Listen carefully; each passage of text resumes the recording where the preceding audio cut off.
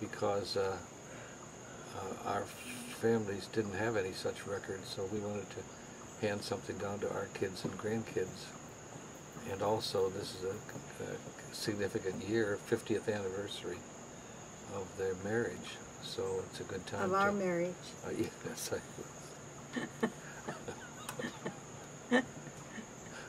July 17th, 1965.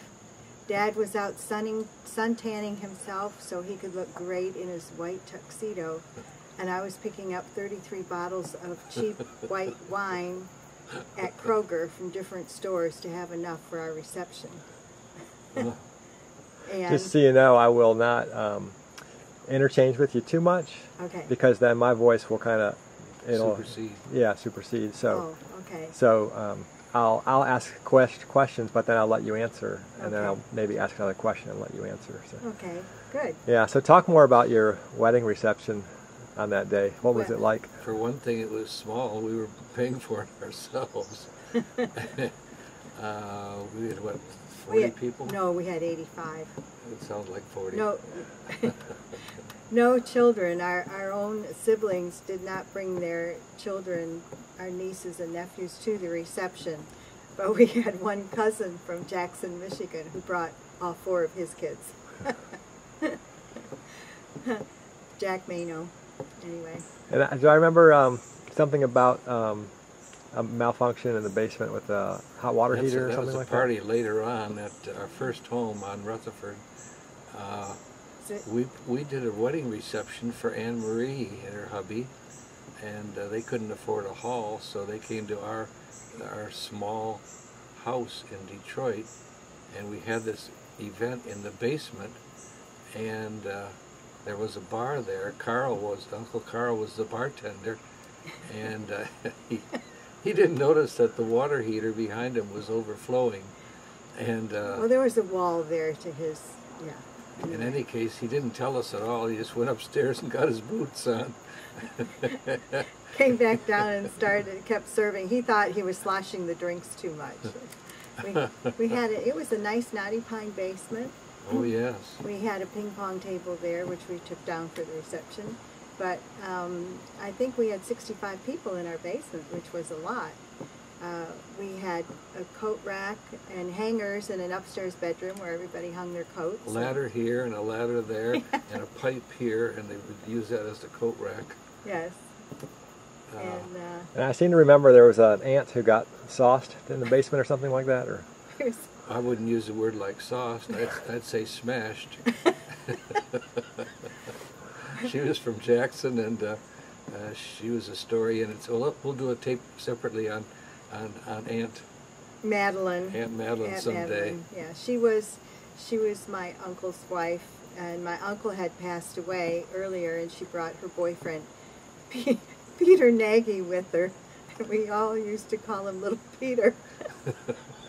But she and Peter were so soused, we couldn't get her to get out of the water in the basement. Anyway, they didn't drive home, so. Well, let's go back to the wedding reception then. So about 85 people, and it was at your house? No. It was at a restaurant on Outer Drive, and we just paid for the breakfast or brunch. It was a nice brunch. Krieger's Pickwick House, and everybody thought the white wine, because Dad asked the waiters to wrap a white towel around the bottles as they served it.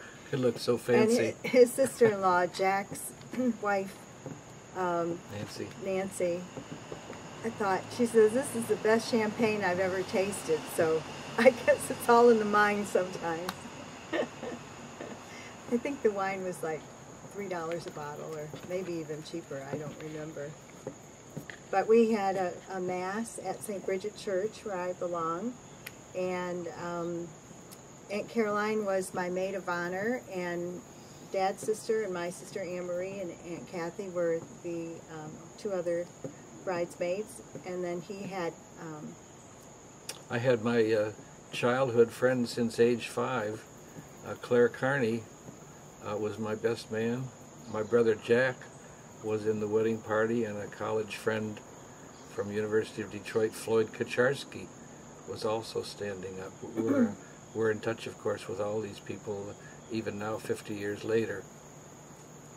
And so who was the celebrant of the wedding mass? Father Byrne, B-Y-R-N-E, Mm-hmm. capital B. You want to tell them about our prenuptial There was a rule, talk with him? rule in the church that before the wedding, we both had to have a meeting with the priest to make sure we knew the ground rules. So, What were the ground rules? just the rules of the church and all. That marriage is for the procreation of children primarily, So especially in 1965. Corrine had her go round and everything went smoothly. I think she was sweating afterwards because it was my turn, and she knew I would say my thoughts, as I usually do, on birth control or whatever. And so I got into the room with him, and before he could grill me on the rules of the church, he said, "What do you do for a living?" I said, "I'm a reporter with the Detroit News." He said, "A reporter?" I said, "Yes." He said, "Let's talk about something else right now." He goes to the wall and pulls down a map of the city. He said, "This is where they're talking about building a freeway right through my parish. We need a story in the Detroit News to stop those clowns." So we talked for 45 minutes about a freeway. It was And almost she 2 hours. was sweating bullets. I thought, what has he said in there? That he's in there for 2 hours. I was in there for half an hour. Anyway, that's what it was. Yeah. The Jeffries Freeway was coming at the end of our block, actually, and they were dividing our parish in two. So half the parish would be on one side of the freeway and the other half on the other side. And they were very upset about it. So What about the ceremony itself? Did it go smoothly? Oh yeah, there was that too. Yeah. The ceremony. Was it hot? It was in July. A little more. No, it was air conditioned. it was a little rainy at one time. Morning. I hired a photographer from the Detroit News, my friend Jerry Hostetler, and he put a little imagination into things, as did Corine's friends in the wedding party. I forgot that. When she was kneeling down facing the altar, behind her is the congregation. They could see on one of her shoes the letter H-E, and on the other one L-P, for help. I think Aunt Caroline did that. I had no idea until I saw the picture of it later. Did anybody see it during the... I don't think so. Yeah. I doubt it because my dress probably covered I it. saw the picture. It's a good picture. Yeah. Yes. Yes. No, the mass went fine, and actually a lot of our nieces and nephews who were little ones then, Aunt Mary was expecting Kirk, who's 3 years older than you, and Aunt Nelda was expecting Carol, so everybody still had pretty young kids, and they brought them to the church, and then they didn't bring them to the reception. They dropped them off with babysitters, just to spare our expense. So the ceremony worked out fine. We took off shortly after. Here's the thing to back up for a moment. Talk about topic of money. The differences in our viewpoints. I had some savings from my job as a reporter, and I put that into a beautiful new Ford Mustang.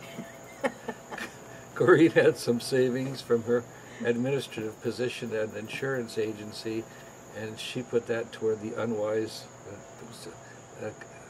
expenditure of a house. A down payment on the house. She made the down payment on the house, which then cost only $15,200.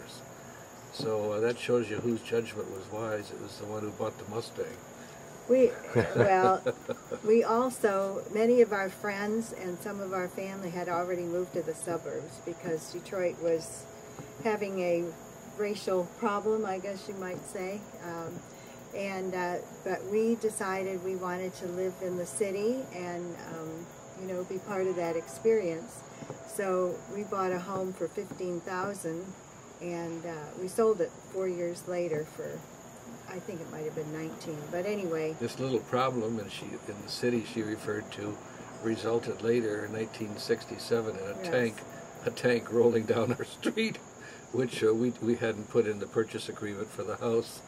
Yeah, the 1967... I joke, but that was a serious matter. The 1967 race riots had started, and yes, it was scary. very scary. Although we were not near downtown. We were on the north side, but the tanks and everything were rolling down our street just 6 houses from us as they were heading downtown. I borrowed a neighbor's gun. I didn't know what I was going to do with it, but I used it as I drove to police station and fire station to give Corinne's homemade sandwiches to the cops and the firefighters. And then I drove home, and luckily nobody stopped me on the way. And I thought a lot of those race riots began. California. They've been in California. I thought L.A. MLK Jr. was killed in '68. I thought that triggered a lot of it. But you're saying No, it started. He died after. He died after. It started in '67. Was there an event that catalyzed it? Or? Yes. Those racial riots. It's a blind pig raid. There's a blind pig raid. That's illicit booze after hours, and one woman got killed probably when she shouldn't have, and that set off the 12th Street riot, which went over the inner city of Detroit. I don't want to spend too much time on that, but we had our share there. So we probably a couple of years after whatever, we said we'll have to bite the bullet and pay, it's bad choice of terms, and go to the suburbs and pay the high price for a suburban house. Well, Mike was born while we lived there on Rutherford, and that was a wonderful experience for us. We had a difficult time getting pregnant, and you especially. And I ended up taking some fertility drugs. It was only my doctor's second patient to try it, and anyway, so I got pregnant the first month I took him with lovely Michael, and he was just a beautiful, healthy baby, and we loved him so much. We had no way of knowing it was going to turn out that well, so a couple of years previous, we took foster children. One boy, he had a physical problem, didn't he? Well, we had a baby before we got pregnant with Mike, and we had him. We were only supposed to have him for a couple of weeks until he was adopted. They called us and said he had no place to go. So we picked him up at the hospital, and they gave me a Dr. Spock book and a few necessities. And it was right before Christmas, and they said, well, he'll be adopted in 5 or 6 weeks, so you won't get too attached to him. Well, it ended up he had a feet problem, and I had to take him back and forth to Henry Ford Hospital. He had to have a brace on and that. And so he was adopted at 3 months, and it was difficult. But right before he was adopted, we found out I was pregnant. So it worked out very well. Timing could not have been better. We had two kids, actually. Yeah, but the other one was after Mike. So Mike was born in November of '68, and we moved to Plymouth in September of '69. He was 10 months old. One way we chose the house in Plymouth on Cedar Lane was by my usual depth of thinking.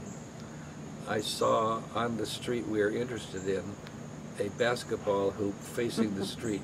And I said, that must mean that the guys after dinner come out and shoot hoops, so we'll get to meet a lot of new friends. So that was one of the major purchasing decisions, a basketball hoop. And a nice backyard for upcoming kids. Yeah. Did you know anybody in the neighborhood before you moved there? No.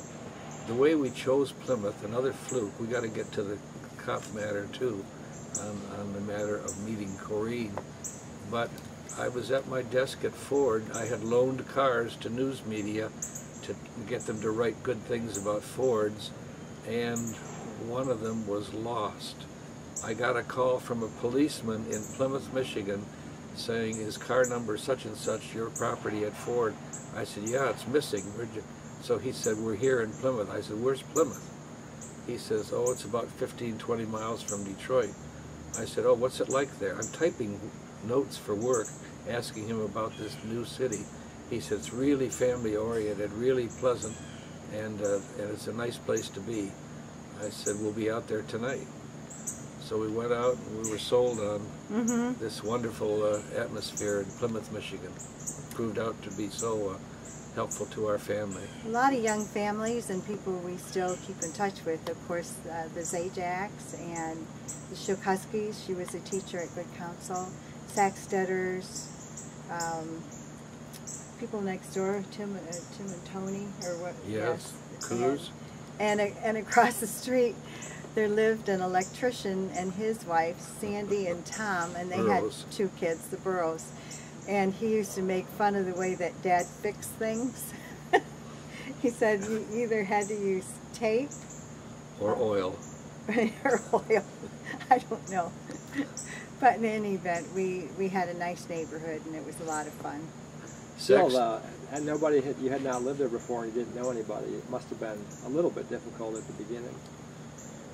Slightly, but you know, in that neighborhood we hadn't known anybody, but people were very friendly, and a lot of the kids were the Zajaks, who you played with both their boys as you got older. Tim was a couple years older and David was 6 months younger.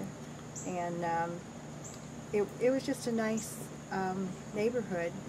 And we also have, all our family was in Detroit, so we did a lot with our family and cousins all the time. It's not like moving out of state. Right, Yeah. okay. We'll get to that later. Sackstetter Right. name, Sackstetter memories. You remember their 4 kids. Here we go. Yeah. I have called others. Sharon Sackstetter with my little old lady's voice. I said, I'm from the telephone company your husband works for. This afternoon, between 2 and 5, we're going to be blasting the telephone lines to clear them of clogged sand. We ask that you take a damp towel and wrap the phone receiver around it so you don't get sand all over your home. She says, I'll do what you ask. Thank you for the warning. 6 p.m. her husband walks in the door, John, and he goes in the kitchen. He says, Sharon, what the hell is this? She says, what do you mean? The cloth over the phone. What's this about? Well, a little old lady, he said, boil. And we'll skip a little bit. The Sackstetters then moved on to Chicago about the same time that we moved to Atlanta. So anyway, we visited them in Chicago years later. But before that, I think you wanted to tell how we met, didn't you?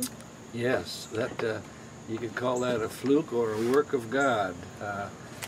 We met in 63, 62? In November of 63. 63. Well, actually, it was August when you first called me. I was a midnight police reporter. I got off work at 8 a.m. I went to Mass because it was Lent. So I'm in church, and in walks Corrine, whom I had never met or seen before, and she sat up several pews. Yeah. And It won't hurt you. It's carpenter bee. got a B, a non-union B in this film. So she walked in, and I found a way to ask her some silly question like, do they have confession here on Saturday? Which is not exactly a pickup line. So then she left, and I went to the parking lot and got her license number, BH7550. I called the state police in the capital of Lansing, Michigan. I gave that number. I said, who is she and what's her phone number? They said, you know the rules better than I do, Tom. You're a reporter. I can't. I said, I don't remember asking you what the rules were. I really would like to meet her. She seems really something. So they gave me all the information I wanted, which today is called stalking, but then it was just called trying to meet a nice girl. Well, actually, you make it sound like it was one time that you saw me in church. We used to see each other because then I had to be to work, and it was just a few blocks from his church, Precious Blood. And I had to be at work at 9, so I used to stop in for Mass. We're being distracted by a carpenter bee here. I think that carpenter bee lives in this thing that we're sitting on. You might, He yes. drilled a hole in the back. He's probably confused because it's usually there. And anyway, so we used to see each other fairly often at church, and then he called and got my sister, Anne Marie, who was about 16 at the time. She was out on a date. Yes. And he asked her a lot of questions, being a reporter, she told him everything he wanted to know. And then I was babysitting at my brother Carl's house. Karen and Kevin were then 4 and 2. And Aunt Caroline was with me. She was my best friend. And Dad called me. Anne Marie gave Carl's number, and he called me and talked to him for about an hour, and he told all these silly elephant jokes and stuff. We got to get an example for this video, but there were about 50 elephant jokes. Yeah, they were popular then. Well, now how did you know who he was? You Because know, you had talked to him a couple times at church? well, I saw him there, and then I worked for an insurance agency, and it was a window storefront, and I used to see him walking his dog Gringo back and forth in front of the window, and I started to get the idea who he was. Then when he called, I put the two together. Not you and the dog. But No. And so the office where you were working was not far from his house or where he was No, working? it was at the end of his block, 100 like yards. six houses from And the church that you both went to was a few blocks the other way. what was it called? Precious Blood Catholic Church. And anyway, so then well, Aunt Caroline first, she said, "Oh, he was really funny. Wouldn't that be funny if you married him someday?" And then Carl and Mary Donna came home, and I had been dating this fellow, and I knew he wasn't the right one for me. And so anyway, but I was still dating him, and I had made a novena to, please send me somebody else. That's a series of prayers. Yes, and anyway, so when Carl and Mary Donna came home, I told her about this guy who called. And I said he wanted to ask me out, but I couldn't because I'm still dating Mike. His name was Mike, yes. But anyway, and she said, well, you're not engaged. Why don't you go out with him if you want to? So she gave me the courage, I think, a little bit. Where'd you go on your first date? Well, actually, we didn't go out then because he was going into the Army, and that's why he called me. He wanted to have a date before he went away for boot camp. So he didn't call me again. And so I thought, well, that's that. But, oh, I did see you out mowing your grass. And you asked if you could write to me from boot camp. And She was I looking said, at yes. my legs. Yes. And I said yes. So anyhow, his letters were hysterical about the haircuts you get and different things in the Army, everything. So you didn't go out until he came back from boot camp? Right. He had leave after 2 months, and so we didn't have our first date till November. And he went to boot camp in August. What would you call a conventional date? I guess was going to Bob Bolton's bar, Yeah. named after Bob and Mary Bolton, who were vaudevillians. They were about 80 years old or so. They still sang and danced at that age. It was on Livernois Avenue in Detroit, and it was delightful. And near the University of Detroit. And I was just a couple weeks from my 21st birthday, so Aunt Caroline gave me her proof. In case I got asked. I remember I had a whiskey sour. Right. and So you used a fake ID? They Yeah. never asked me, so I guess they thought I was with this older guy. They didn't ask me. But I was ready if they did. I had to look Maltese there's a little a cherry bit. at the bottom of your drink, Yes. and you couldn't get it out. Right, yes. So I was All right. manly enough to get it out for you, Right. and you were very Didn't we go to a movie too? Didn't we go to? Was it? art movie, Yeah. foreign movie. Dad never Were you in liked. a car? Did he pick you up? Yes. He met my parents and. I had a 1960 Ford Falcon, Mhm. top speed 84 miles an hour. In the Army, Oh yes, when he was in the Army, because he was in the Army for 6 months. active duty, and then So he was 6 months reserve, or 6 years reserve. He was at Fort Knox, Kentucky, and of course I was in Detroit. And so when he got leave, he wasn't supposed to go more than 2 hours off base, but he drove 10 hours back to Detroit. Every Friday for a date. I guess that's true love. That's also back when gas was 20 cents a gallon. Yes. Right. And I had a 1957 Ford Fairlane, which was a huge car, 457 cubic inch, black and white. And he used to wash and wax it for me all the time. Yes. Her brother said that that car was used on weekends to pull out the stump of trees. Because it was so powerful. Can I get you a glass of water? Do you want to? You okay? I think we're okay. Okay. We can take a break anytime if you want. Whenever you say. No, We're fine. I'm fine. Okay. Anyway, so a year and a half later, we dated, and we double dated a lot with Claire and Loretta Carney, and we double dated with the Ryans, who now live in Kalamazoo. They were my friends, and anyhow, we had a good time. Uh-huh. And how did Dad propose? The old-fashioned way. I came over beforehand for a one-on-one with her dad. We got to talk about her parents too. They were gems. Oh, he got me out of the house first by saying we had a new dog named Boots, a little black puppy, and he said, my parents would love to see Boots. Why don't you bring him over? So he wasn't there when I got there, but Kathy was there, his sister, and his mom and dad. So we played with, and he had a dog, Gringo, and the two dogs played together and stuff, and then I went back home. While I was gone, he was talking to my parents. I just asked permission to take her hand in marriage, and he was always delightful and said, of course. My dad. Her mom, Rosamond Daly, sound familiar? Rosamond in our family names now. Oh, Lisa's middle name. Lisa's middle name, named after her. The Rosamond story. What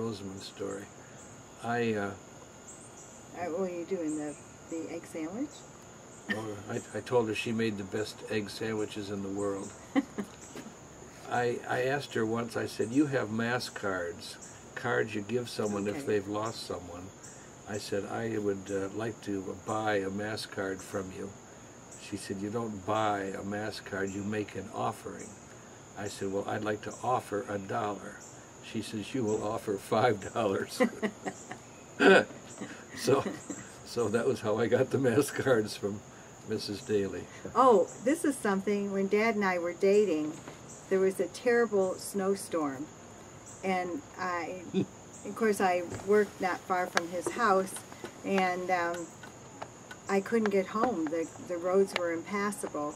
So I stayed overnight at his house with his family. When I went into the bathroom to go to the bathroom, he had put saran wrap over the toilet, and I didn't see it. I still married him anyway. What's the matter with me? I don't know who put me up to that. Yes. Who was it? Anyway. Very adult-like. So then we go back to, we had moved to Plymouth when Mike was 10 months old. And then we had another foster boy. He was 3 years old, and Mike was 18 months old then. And I had a hard time getting pregnant again. So anyway, actually I did. I took Clomid again and got pregnant when Mike was 10 months old, I think. Anyway, I had a miscarriage, but we took in this foster boy who was 3, but he was, he couldn't talk, he wasn't toilet trained or anything, and it was very difficult. It turned out that we took him to our pediatrician. He was supposed to be a healthy little boy, but we took him to Dr. Gender, who all of you went to, and he said he isn't talking because his ears are blocked, and he needs ear and adenoid surgery. So, and he said he's going to need some care afterwards, and he said I would advise you to try to get foster parents who have some medical background to handle him. So, anyway. That doctor had no obligation to see this youngster. He was not our child. We were just caring for him. Dr. Joe Gender at 2 or 3 a.m. got out of bed to see what the problem was. Yeah, 3 times in the middle of the night, this little guy had asthma attacks, and probably because we had a dog, Ryan. And but in any event, Catholic Social Services, Dr. Gender wrote up a complete report and about the surgery, and he got the surgery, and he went to another family where the mother was a nurse and willing to take care of him. So It was, we should. anyway, and then after that, I finally got pregnant with Kathleen. So, using my Clomid again. Yeah. And then, and Kathleen was a beautiful little baby, and Mike and she Yeah. were playing and having fun together, and he was a wonderful big brother. And We could just step back a bit and say, if you haven't already guessed this, the reason we're doing this whole thing is we did not have any records of our families from the past, so we wanted to do this video with Mike's help so that they'd have a record. And also the 50th anniversary of our marriage, we wanted to say this is something special and we should look back and do something special with it. a funny Right, thing can you stop about for just a second here? yeah.